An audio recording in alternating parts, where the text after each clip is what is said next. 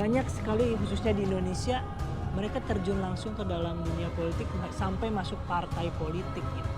Dan apakah itu nanti bakal Ellen White berkata dengan jelas bahwa para pekerja, termasuk pendeta, guru, dan juga administrator, kita nggak bisa menggunakan pulpit atau mimbar sebagai alat untuk memajukan agenda politik kita masing-masing.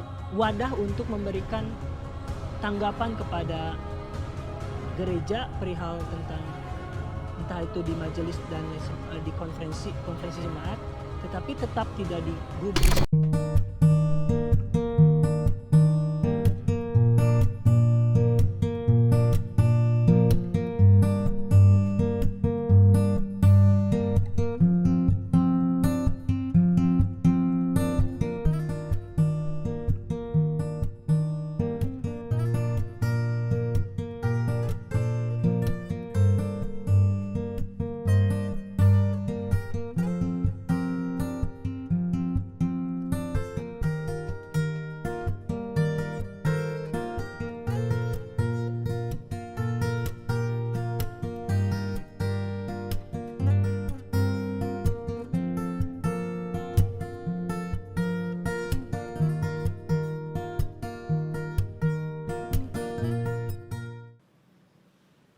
Kayak Saya dianggap nggak tahu ya receh di gitu ya Bandung ada Pak berapa Pendeta. ya pendeta dianggap receh, dianggap receh. Oke.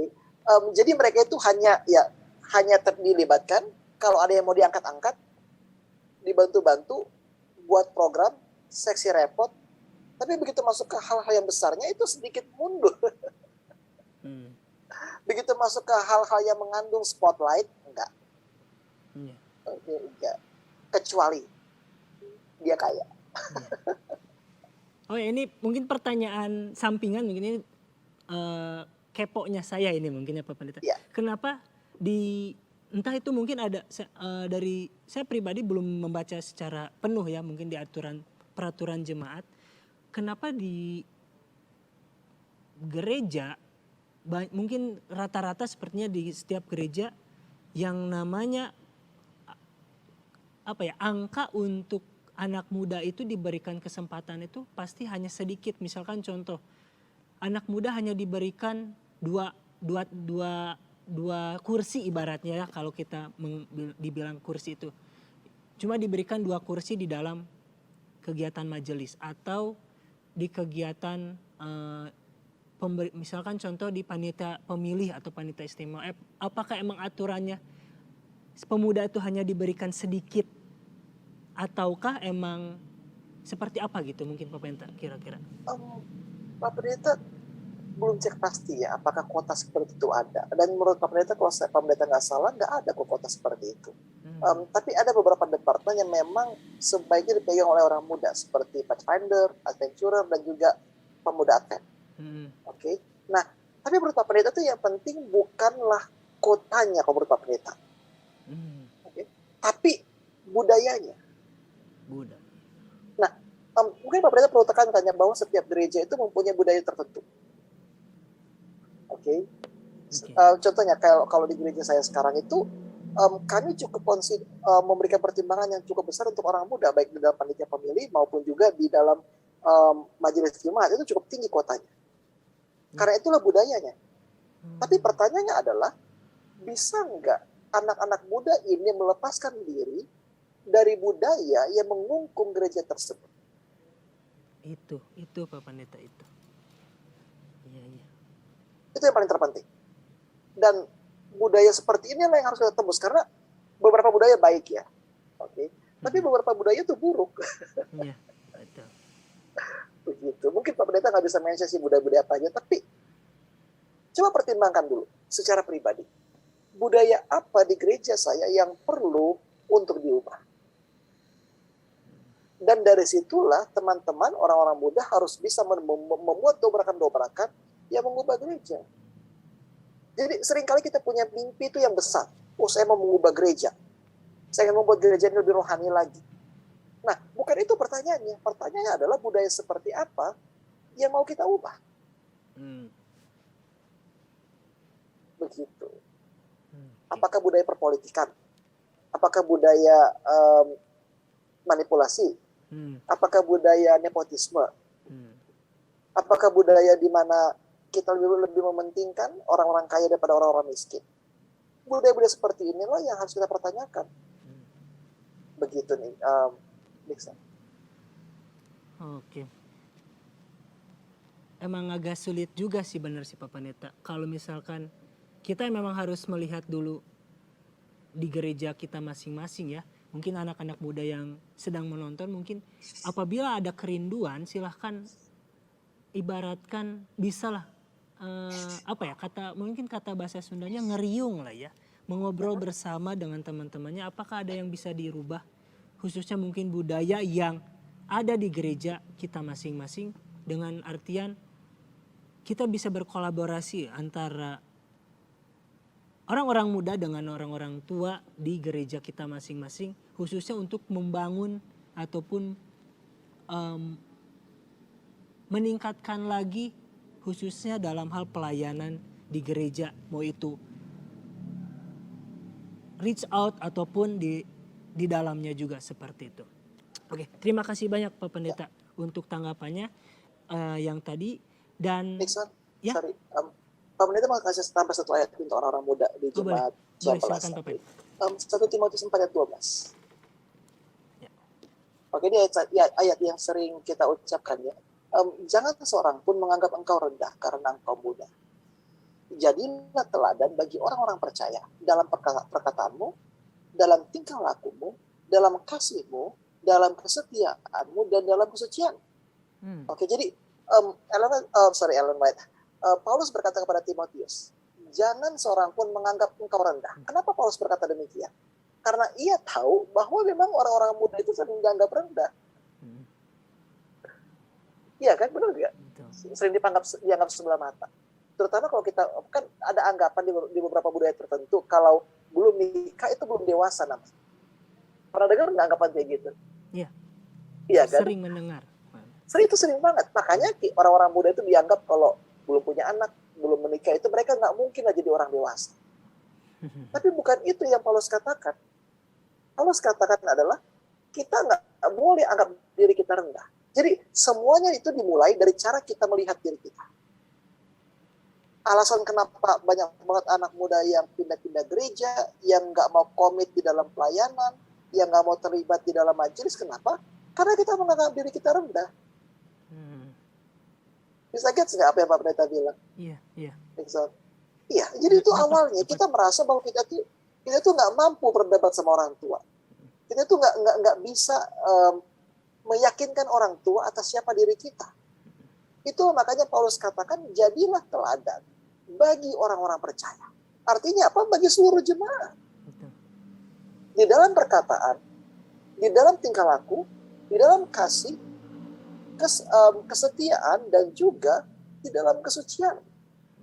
Nah, kenapa banyak orang yang nggak mau untuk terlibat dalam kepemimpinan gereja? Simpel sih menurut Pak Pendeta. Kita anggap itu satu hal yang susah. We give up before we fight. Kita menyerah sebelum kita berjuang. Oke, jadi anak-anak muda harus bisa tentukan dari hari ini. Kita mau berjuang atau mau mundur? Kita mau mengubah organisasi atau kita mau organisasi ini mengubah kita? Begitu. Jadi ada satu frase yang saya dengar di dalam oleh guru-guru saya, bahwa ketika kita menjadi bagian dari majelis ataupun bagian dari organisasi secara besar, baik itu dari Exkom maupun juga dari departemen dan segala macam, adalah seringkali kita itu menjadi orang-orang yang institutionalize.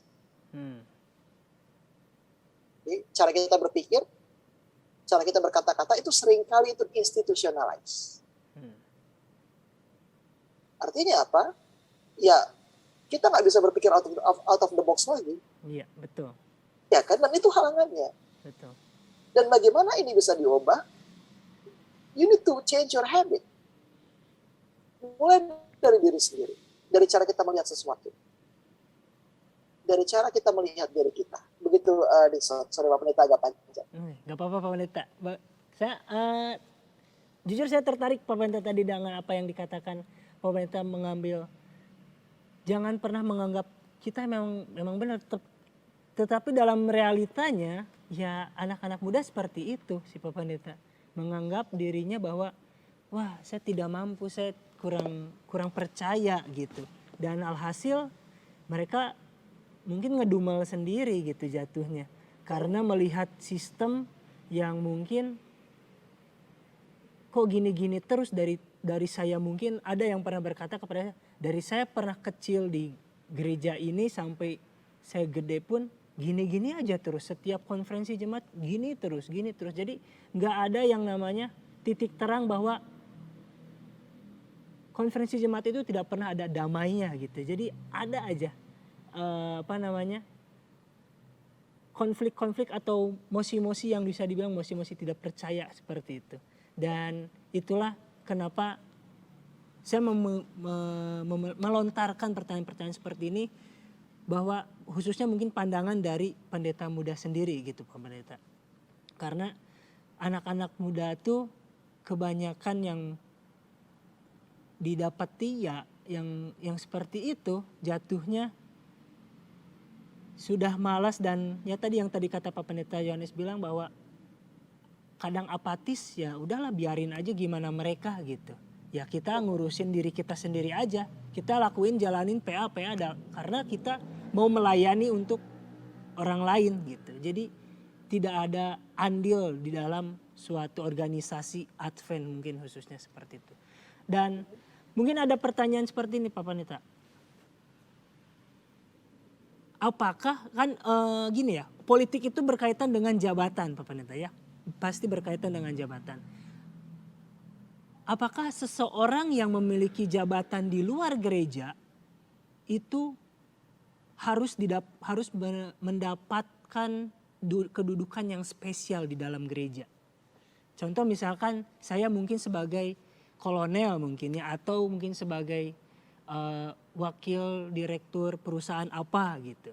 Dan harus itu di dalam gereja tuh mendapatkan suatu kedudukan yang spesial gitu Pak Pendeta. Gimana tuh kira-kira?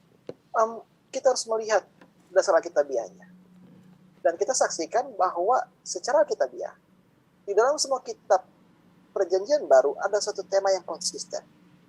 Baik di dalam buku Injil, tulisan Paulus, dan juga tulisan Petrus sampai Wahyu. Dan satu tema yang konsisten itu adalah everyone is equal under the foot of the cross. Semuanya itu sama. Semua dari kita berdiri rata, berdiri sama di bawah kaki Yesus Kristus. Di bawah salib kaki Yesus Kristus. Itu makanya Paulus berkata di dalam Kristus tidak ada orang Yahudi, tidak ada orang kafir. Semuanya menjadi satu. Artinya apa? Di luar gereja, lu mungkin dokter, lu mungkin jenderal, lu mungkin insinyur. Tapi begitu lu masuk gereja, semua gelar itu hilang. Dan inilah perubahan yang harus kita lakukan secara mendasar. Bahwa ketika kita melangkah ke gereja, kita harus melihat diri kita sebagai bagian dari imamat yang rajani. Itu fakta terpenting. Nah, contohnya Pak Pendeta ya, Pak Pendeta. Oke, Pak Pendeta punya master. Oke, itu adalah gelar Pak Pendeta itu adalah Master of Divinity. Tapi begitu Pak Pendeta khotbah, saya nggak khotbah sebagai seorang Master of Divinity. Saya khotbah sebagai seorang pendeta. Oke. Jadi itu semua nggak penting. Contohnya, dia seorang insinyur. Oke, terus dia khotbah. Ya itu khotbah loh. Bukan menjabarkan rencana pembangunan. Untuk apa insinyur dipakai? Kecuali dia memang dipanggil untuk menjelaskan rencana pembangunan, barulah insinyur itu dipakai. Jadi penggunaan gelar harus tahu kapan saat yang tepat. Dan ini harus kita sadari. Di dalam gereja kita ini menjadi budaya yang marak di mana-mana. Itu sering banget Pendeta temukan pendeta doktor, iya kan? Notice nggak? Kadang-kadang kita tulis pendeta doktor titik. Oke. Hal yang sama itu nggak berlaku di Filipina. Oke, jadi di Filipina, biarpun dia udah PhD, begitu dia khotbah, gelarnya nggak dipakai, sama sekali nggak dipakai. Oke. Nah, pertanyaan adalah kenapa orang suka pakai gelar ketika mereka khotbah? Kan itu kan? Iya, betul, betul. Oke. Pertama, budaya. Itu yang pertama tadi. Sudah mendarah daging. Karena kadang-kadang orang-orang kita itu tertarik untuk datang kalau mereka lihat gelarnya. Itu yang pertama. Dan yang kedua adalah karena kadang-kadang kita merasa nggak nyaman tanpa gelar kita. Kita beranggapan bahwa gelar kita itu mendefinisikan siapa kita. Dan ketika gelar itu hilang, identitas kita pun hilang. Itu makanya ada orang tersinggung ketika gelarnya nggak disebut, ketika gelarnya nggak ditulis. Kenapa? Karena mereka melihat gelar ini sebagai perpanjangan dari jati diri mereka. So, panggilan Pak Pendeta untuk orang-orang muda, be the change. Be the change. Untuk para pendeta muda juga. Orang-orang nggak perlu tahu kita masternya. Gelar master itu bukan sesuatu yang kita kasih tahu, tapi sesuatu yang harus mereka rasakan. Pengetahuan juga demikian kan? Begitu. Oke, Pak Pendeta. Memang sih sering banget mendengar bahwa saat kita sudah masuk ke dalam gereja, jubah yang kita miliki di luar gereja ya harus dilepas. Gak bisa harus terus dipakai. Mungkin kecuali pendeta ya, karena pendeta harus memiliki jubah spesial sendiri. Kalau prinsip saya pribadi ya Pak Pendeta ya. Karena kenapa ya pendeta itu ya memiliki hal yang spesial di dalam gereja seharusnya. Tetapi dalam kenyataannya ya orang-orang di gereja-gereja Advent mungkin khususnya yang besar banyaknya seperti itu. Jadi masuk ke dalam gereja ya masih tetap menggunakan jubah mereka masing-masing. Nah makanya kenapa anak-anak muda mungkin berpikirnya ke sana. Jadi karena dia gelarnya seorang doktor atau dokter insinyur ataupun dia mungkin direktur apa gitu ya. Jadi sudah malas dengan artian harus kenapa sih gitu. Jadi pertanyaan itu kenapa, makanya anak-anak muda lebih banyaknya apatis tuh dari sana juga sih. Ada unsur ke sana Pak Pendeta yang pernah saya temui seperti itu. Jadi memang kayak Pak Pendeta bilang ya, gelar itu bisa dipakai ya jika itu tepat pada tempatnya aja. Contohnya kalau EY kalian, kalian pimpin buat acara PA mengenai bisnis. Dan itu membahas mengenai investasi dan segala macam. Kalau memang yang diundang itu PhD in business, itu appropriate menurut Pak Pendeta. Karena memang itu pada tempatnya. Betul, ranahnya ya Pak Pendeta. Itu memang ranahnya. Betul. Tapi kalau memang yang datang itu yang PhD di New Testament untuk bahas topik lain kayaknya. Untuk apa gelarnya dipakai? Iya. Begitu nih Ustaz. Oke, mantap. Terima kasih Pak Pendeta. Mungkin ada beberapa pertanyaan terakhir nih Pak Pendeta. Yang dimana tadi mungkin setelah melihat video tadi ya itu agak mengerikan ya Pak Pendeta. Karena saya juga melihat dan mendapatkan itu tidak sengaja. Dan itu kayaknya bisa menjadi bahan diskusi juga di acara ini. Karena apabila mungkin melihat hal seperti itu, kalau dari dalam sendiri mungkin orang-orang selain orang-orang muda juga mendapatkan mungkin pemikirannya bakal kok gini ya. Maksudnya jadi ada hal demonstrasi seperti ini. Dan yang kedua, kalau saya berpikir lebih luas lagi, keluar karena di situ ada komentar di sana seorang muslim yang berkomentar Pak Pendeta ya. Mungkin maaf untuk menyebutkan merek. Jadi seorang muslim ini mengaku bahwa senang dengan ajaran-ajaran di Advent, tetapi setelah melihat keadaan mungkin demonstrasi seperti itu, malah seperti jadi hilang respect lah mungkin lebih tepatnya. Jadi hilang respect dan terlihat kok jadi seperti gini. Nah, apakah mungkin dengan hal adanya seperti itu akan menjadi beban ya Pak Pendeta kira-kira untuk anak-anak muda sendiri untuk di mana kita mencoba untuk menjalani apa yang tema kita sekarang ini, I will go. Nah itu seperti itu. Mungkin gimana tuh Pak Pendeta, ada tanggapan nggak kira-kira untuk apalagi Ini biar bisa mungkin dari Pak Pendeta Muda Yoni sendiri untuk booster sendiri nih untuk anak-anak muda, silakan Pak Pendeta. Nah, saya sampaikan ini sebagai seorang yang belajar tentang studi antar budaya. Itu spesialisasi saya di dalam pembelajaran saya. Dan yang saya notice adalah selalu pattern atau pola. Dan ketika kita melihat demo ini, dan kayak tadi di video dibilang ini nggak terjadi di Jakarta saja, tapi juga di mana tadi bro? Di mana lagi terjadi demo? di tempat-tempat lain kan? Iya. Ya, kenapa ini semua terjadi? Well, something is wrong. Tetapi persoalan ini nggak bisa disederhanakan ke beberapa oknum dan orang tertentu menurut Pak Pendeta. Jadi menurut Pak Pendeta secara manusiawi, something is wrong with the system. Iya. Contohnya, kalau kita melihat pola organisasi Advent dari 1863, kemudian diorganisir lagi pada tahun 1901, ada satu perubahan konstan yang terus terjadi. Kenapa itu terjadi? Karena gereja beradaptasi dengan perkembangan. Iya. Dan ketika satu organisasi terus bertambah banyak, batas itu 20 juta bro.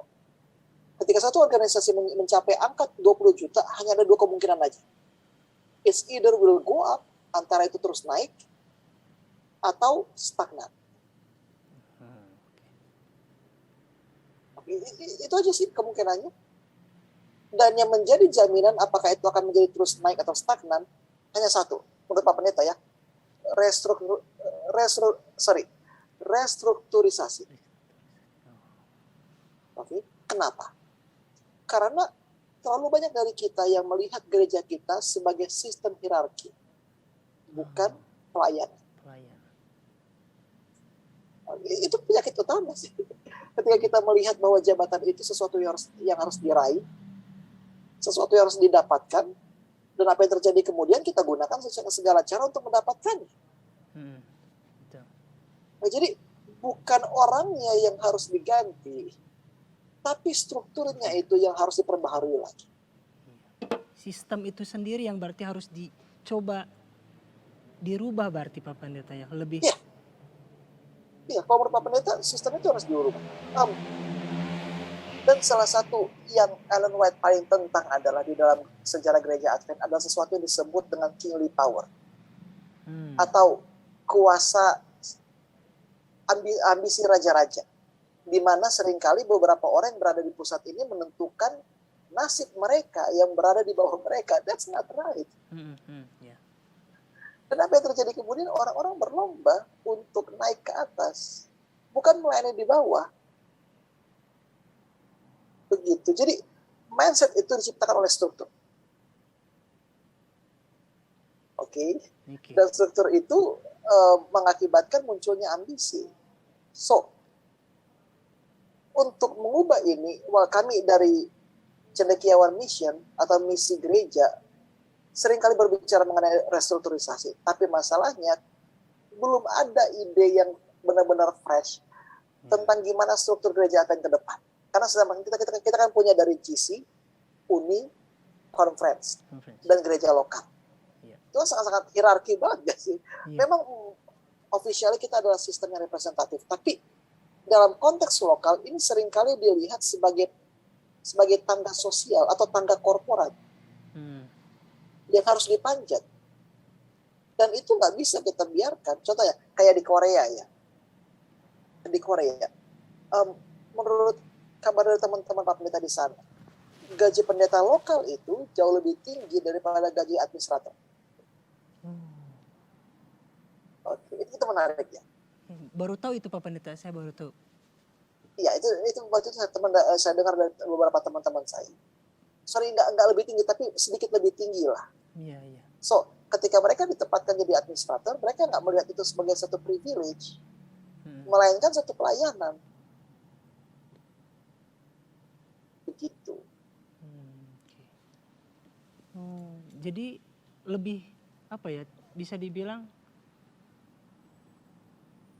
karena tingginya Tapi gini Pak Pendeta, dengan adanya sistem tadi yang kata Pak Pendeta bilang sebutkan di Korea tadi, malah mungkin pernah saya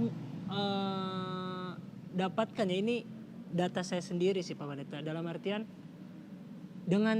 malah dengan tingginya tingkat, mungkin contohnya mohon maaf kata mungkinnya kayak gaji dan sebagainya, semakin tingginya tingkat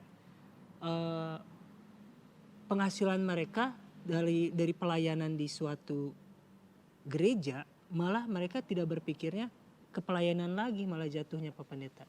Malah kemana ya? Ya ke sana tujuannya malah jadi berbalik gitu. Kebanyakan yang Pak. Iya, menurut Pak Pendeta, tapi biarpun demikian, Pak Pendeta belum tahu ya gimana ya. Hanya itu menghilangkan kayak jiwa ambisi dari diri mereka. Ketika kita melihat administrasi itu sebagai satu hal yang wah, yang terhormat. Jadi George Knight pernah berkata ada 2 gereja Katolik di dunia. Gereja Katolik pertama, yang kedua adalah gereja Advent. Itu yang dia bilang. Karena secara struktur memang begitu. Jadi ketika kita melihat gereja mula-mula dan ketika gereja Katolik mulai berkembang, ada namanya bishop, dan bishop itu membawahi beberapa pendeta. Dan mereka sangat sekuler, bro. Bahkan sampai kemanapun mereka pergi, selalu ada bodyguards. Serius. That's how messed up they are.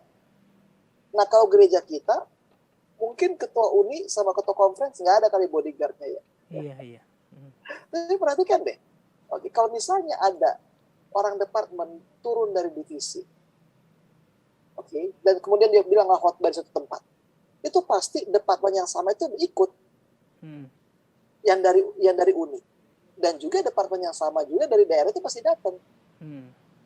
So kita melihat kok hierarki itu, ketika orang-orang ini dijamu, gimana nanti mereka punya meja khusus, dan kemudian nanti yang lain itu hanya di daerah pinggiran. Saya percaya ini budaya ya, ini budaya. Yeah. Tapi budaya inilah yang menimbulkan prasangka bahwa mereka, orang-orang penting ini, adalah satu model manusia yang harus kita mimpikan begitu. Iya kan? Betul Pak Pendeta. Begitu. Jadi konsep servant leadership itu menurut Pak Pendeta itu dua hal yang sangat-sangat berlawanan sih. Ya, it's either antara kamu itu benar-benar pelayan atau pemimpin. Gak bisa pemimpin pelayan itu agak-agak gimana gitu. Jadi restrukturisasi itu penting banget menurut Pak Pendeta ya. Tapi Pak Pendeta juga sampai sekarang belum tahu bagaimana yang terbaik. Seperti Pak Pendeta bilang kan, apakah saya nanti kalau dalam posisi yang sama bisa jadi pendeta yang rendah hati? Betul. Bisa menjadi orang yang nggak manipulatif, orang yang nggak ambisius? Saya nggak tahu. Dan saya nggak berani bilang bahwa saya akan jauh lebih baik daripada mereka. Harus selalu mawas diri, bro. Iya, betul. Siap. Itu yang berat ya, Pak Pendeta ya. Itu dia. Iya. Tadi dapat kabar katanya Pak Pendeta Wilson sudah masuk ya katanya.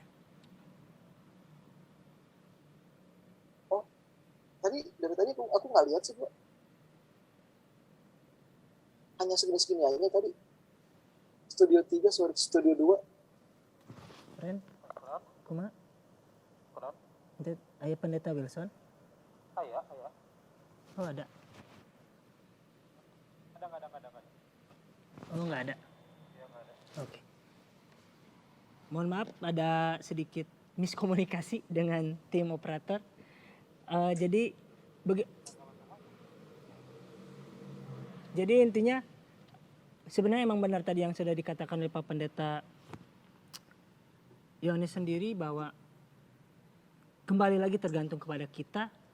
Apabila mungkin saat ini kita lagi ngobrol gini, mungkinnya ya mungkin karena saya juga masih kepo dan mungkin ada beberapa bau-bau politik yang kurang baik gitu di gereja. Maka dari itu saat kita mau menjalani, mungkin ya teman-teman yang sedang menonton, mungkin anak-anak, teman-teman pemuda yang sedang menonton, boleh berpikirlah setidaknya dicoba untuk menjadi seseorang yang idealisnya itu jangan sampai kendor lah ya, ataupun mencoba untuk bagaimana merubah budaya tadi yang tadi dikatakan Pak Pendeta Yohanes sendiri, merubah budaya itulah yang akan sangat sulit sekali dirubah seperti itu. Nah, kita ada pertanyaan terakhir nih Pak Pendeta, nanti setelah itu boleh closing statement dari Pak Pendeta dan setelah itu kita penutupan. Jadi terakhirnya adalah di sini mungkin lebih luas Pak Pendeta untuk tanggapan pernyataan dari Pak Pendeta ini. Saya mendapatkan suatu pernyataan dan saya ambil ini dari Amazing Facts Indonesia. Dan itu dikatakan bahwa waktu itu saya pernah sambil mengikuti juga di YouTube-nya tentang perihal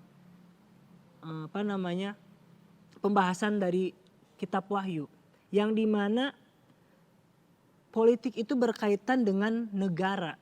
Nah, di suatu saat nanti pun ada di mana negara itu akan kawin dengan gereja. Mungkin kata-katanya lebih seperti itu Pak Pendeta. Dan dikatakan di sini pernyataannya bahwa gereja dan negara itu akan bersatu untuk memaksakan praktek-praktek agama. Itu gimana tuh Pak Pendeta? Apakah dari Pak Pendeta sendiri mungkin sebagai pendeta muda di gereja Advent ini, adakah sesuatu hal yang seperti itu kah? Kemungkinan terjadi di gereja kita sendiri. Gimana Pak Pendeta? Di dalam gereja kita sendiri ya, itu pertanyaan sangat bagus itu. Tapi di beberapa tempat itu mulai terjadi. Dan memang kalau kita melihat ya hubungan antara gereja Advent dan juga pemerintah itu agak sedikit rumit karena kita cenderung bersifat pragmatis mengenai negara. Contohnya ketika Hitler menjadi kanselir di Jerman, dia anti pornografi, dia anti imoralitas, dia vegetarian, dia nggak merokok. Jadi dia tuh kayak seakan-akan menjadi model yang luar biasa banget untuk gereja Advent. Sampai to the point mereka itu entertain semua permintaan dari Nazi. So itu sudah pernah terjadi loh. Itu sudah pernah terjadi. Dan bahkan ketika Nazi meminta para ketua-ketua jemaat untuk menyerahkan list-list nama-nama anggota Advent yang merupakan keturunan Yahudi, mereka kasih. Gak ada perlawanan. Karena mereka takut kalau mereka melawan, gereja Advent bakal dihancurin. Oke. Jadi daripada gereja Advent lenyap, mereka mengambil keputusan untuk berkompromi dengan pemerintah setempat. Termasuk mengenai hari Sabat. So it happens before, it will happen again. Jadi memang pencobaan itu selalu ada. Karena kita adalah orang-orang pragmatis. Kita kadang-kadang hanya mau terlibat dalam pemerintahan ketika itu membawa manfaat yang positif dalam diri kita. Begitu. Contohnya lagi lah. Di Filipina, gereja Advent itu sangat dekat dengan Duterte. Itu sangat dekat. Okay. Dan bahkan mereka terlibat di dalam pergerakan Duterte melawan narkoba. Termasuk dengan cara menyediakan pekabaran kesehatan,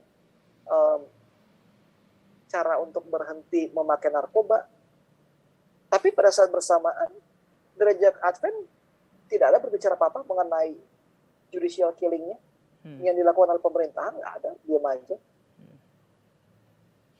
Oke, jadi apakah itu mungkin terjadi? Itu mungkin. Kenapa? Karena kita terlalu berpusat mengenai hukum hari Minggu. Oke, kita beranggapan bahwa kebebasan beragama adalah mengenai hukum hari Minggu. Padahal bukan itu maksud Ellen White.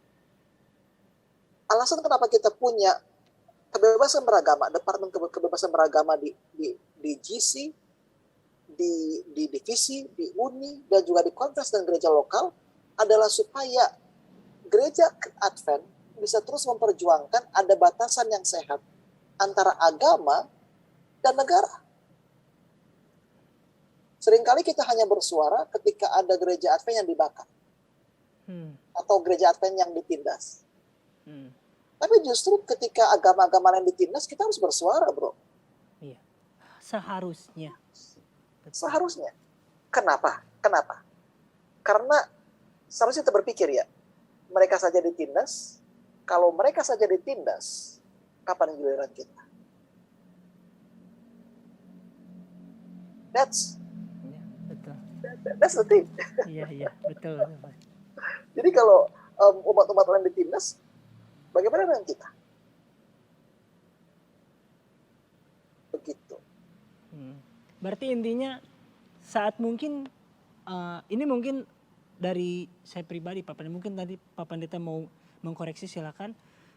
Apabila terjadi yang tadi telah di pernyataan tadi, apapun itu akan terjadi, terjadinya perkawinan antara negara dan gereja, sebisa mungkin kita jangan sampai tawar hati mungkin ya Pak Pendeta ya.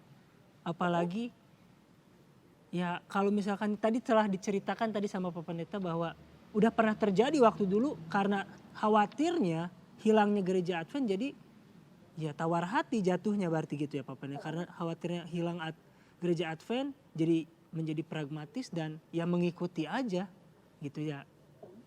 Mungkin kita sebagai anak muda dicoba untuk kalau misalkan menemukan hal yang seperti itu mungkin ya di akhir zaman nanti mungkin ya.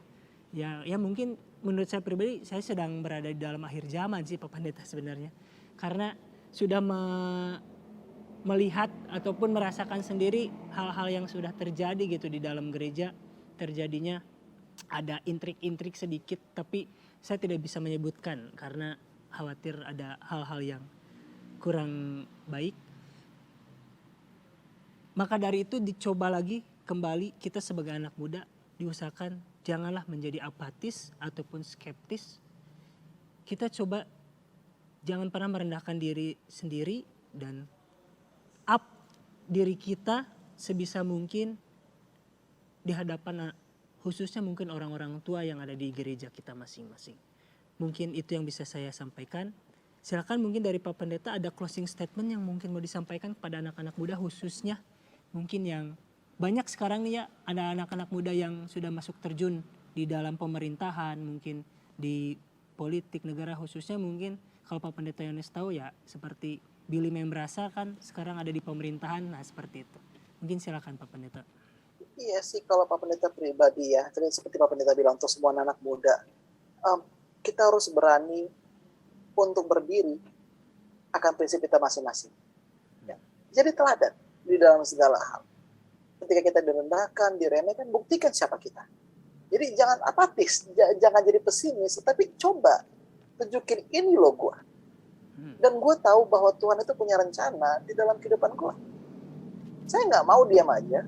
Saya nggak mau hanya jadi anggota Advent yang duduk diam dan pulang begitu saja. Saya mau aktif. Saya mau terlibat di dalam pelayanan Tuhan. Kenapa? Karena dengan demikianlah kita bisa mengerti apa makna dari gereja. Itu yang pertama. Dan yang kedua adalah kita harus ingat, we are no better than our parents. Kita tidak lebih baik daripada orang tua kita. Jadi janganlah kita kayak berpendapat bahwa kita nggak akan pernah melakukan kesalahan seperti itu. Kita nggak mungkin buat demo yang memalukan kayak gitu. Are you sure? Sekarang mungkin enggak. 30 tahun lagi, 40 tahun lagi, we'll never know. Yeah. Ya, jadi selalu ingat untuk menghidupkan idealisme yang kita punya. Sama seperti yang Yesus bilang kepada jemaat di Efesus, remember your first love. Ingatlah kasih mula-mula yang engkau punyai. Dan biarlah kasih itu yang membuka mata kita terhadap semua budaya-budaya yang perlu kita rubah. Gitu. Pak Pendeta nggak berkata bahwa Pak Pendeta juga sudah excel di dalam hal pelayanan dan segala macam. Pak Pendeta berusaha untuk menjadi terbaik di dalam apa yang Pak Pendeta lakukan. Bukan untuk Pak Pendeta, tapi untuk kemuliaan nama Tuhan. Oke, baik. Terima kasih Pak Pendeta. Kembali lagi, kita sebagai anak muda dicoba yang pertama mungkin kalau saya pribadi tadi mendapat poin-poinnya adalah Biarlah kita jangan sampai menjadi tawar hati dengan apa yang sudah ada budaya yang sudah mengkerak mungkinnya di dalam gereja kita masing-masing. Coba kikis sedikit demi sedikit bukan dengan cara kita sebagai manusia, tetapi tetap meminta bantuan Roh Kudus sebelum kita mau mengikis kerak budaya yang ada di gereja kita masing-masing yang mungkin akan ada intrik-intrik ke dalam hal politik. Dan yang kedua yang bisa yang tadi saya dapatkan adalah yang kedua adalah bagaimana kita mencoba tidak kalau bahasa ininya jumawa lah ya sebagai anak-anak muda bahwa saya lebih baik daripada orang tua. Tetapi saya lebih lebih modern mungkinnya daripada orang-orang tua. Jangan sampai berpikir seperti itu kalau kita mau mengikis sedikit demi sedikit kerak yang ada di budaya gereja kita masing-masing. Seperti itu. Terima kasih banyak Pak Pendeta Yohanes Sinaga sudah meluangkan waktunya dan tadi beberapa kita ya ada sharing-sharing sedikit dan tentang membahas politik dan gereja ini sebenarnya masih banyak sih ini pembahasan ini, cuman mungkin nanti di jilid 2 mungkin ya Pak Pendeta ya, kalau misalnya Pak Pendeta masih mau direpotkan untuk menjadi narasumber di PAC Hamplas seperti itu. Oke, terima kasih sekali lagi untuk Pak Pendeta Yohanes Sinaga. Semoga sehat selalu, semoga pelayanan yang sedang dijalani Tuhan berkati dan Tuhan tetap berada di jalan Pak Pendeta Muda Yohanes Sinaga. Seperti itu. Dan terima kasih juga kepada teman-teman yang sudah menonton. Ini adalah episode ataupun season di tahun ini, yaitu season terakhir Bahas Pena Inspirasi. Mungkin kita akan bertemu lagi di tahun depan dengan bahasan-bahasan yang relevan dalam kehidupan kita. Karena kita di sini BPI adalah berbentuk diskusi yang membahas topik yang begitu relevan dan juga menjadi bahasan yang berbasiskan roh nubuat dan Alkitab. Semoga sehat selalu untuk semuanya, semoga menikmati di tahun yang berikutnya dan Tuhan Yesus memberkati.